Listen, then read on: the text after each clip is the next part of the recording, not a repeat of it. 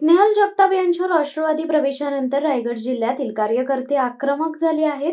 स्नेहल जगताप यांनी घेतलेला निर्णय हा अतिशय दुर्दैवी असून जिल्हाप्रमुख नंदू शिर्के यांनी स्नेहल जगताप यांच्यावर घणाघात केलाय. स्नेहल जगताप यांनी हा निर्णय घेऊन राजकीय आत्महत्या केल्याचा उभाटाकडून दावा होत आहे. त्याचबरोबर पक्षप्रमुख उद्धव ठाकरे यांची फसवणूक करून शिवसैनिकांचा देखील स्नेहल जगताप यांनी भ्रमनिरास केलाय.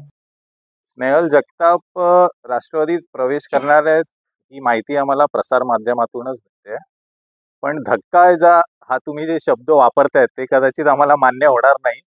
शिवसैनिक आणि माननीय उद्धवसाहेब ठाकरे यांना मांडणारा जो वर्ग आहे तो अजूनही शिवसेना उद्धव बाळासाहेब ठाकरे यांच्या बरोबर आहे.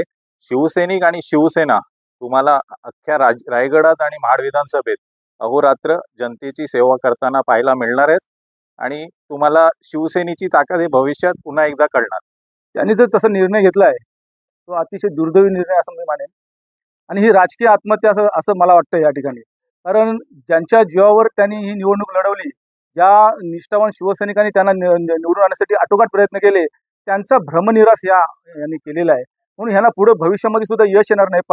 परवाची जी महाड विधानसभेची मीटिंग झाली, जी आढावा बैठक झाली, या आढावा बैठकीमध्ये सुद्धा एकही कार्यकर्ता त्यांच्यासोबत कोण जाणार नाही, गेलेला सुद्धा नाही.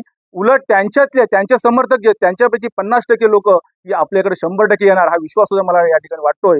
आणि त्यांच्यासाठी पक्षाने आदरणीय उद्धव साहेबांनी कुठलीही गोष्ट कमी केलेली नाहीये.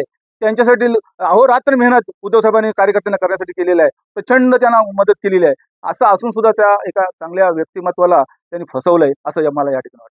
शिवसत्ता टाइम्ससाठी दीपक दबके, माणगाव. दे धडक बेधडक वृत्त देणाऱ्या आपल्या शिवसत्ता टाइम्स न्यूज चॅनलला लाल बटन दाबून सबस्क्राईब करा आणि बेल आयकॉनला क्लिक करायला विसरू नका.